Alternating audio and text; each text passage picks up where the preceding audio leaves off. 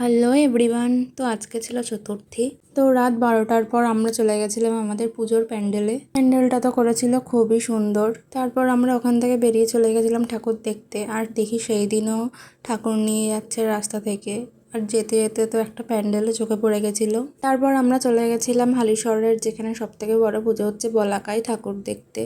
তো ওখানে করেছিল দীঘার জগন্নাথ মন্দির। আর এখানে আর্টিফিশিয়াল পদ্ম ফুলও তো লাগিয়েছিল, খুবই সুন্দর লাগছিল দেখতে। দীঘার জগন্নাথ মন্দির যেরকম সেরকমই হুবহু সেম টু সেম করেছিল ওখানটায়। দেখে তো পুরো মনটাই ভরে গেছিল। আর এখানে ছিল একটা নারায়ণের মূর্তি, আর দুর্গা ঠাকুরের মুখটা তো ছিল খুবই সুন্দর। আর জগন্নাথ দেবও ছিলেন ওখানে। ঠাকুর দেখা শেষ করেই তো বাইরে বেরিয়ে দেখি একটা মিষ্টি পানের দোকান। তো ওখান থেকে নিয়ে নিলাম একটা মিষ্টি পান, যেহেতু মিষ্টি পান আমার খুবই ভালো লাগে খেতে। তো বেশি রাত করিনি আমরা, যেহেতু ছিল পঞ্চমীর দিনই আমার একটা নাচের প্রোগ্রাম। ভিডিওটা কেমন লাগলো অবশ্যই কমেন্টে জানিও।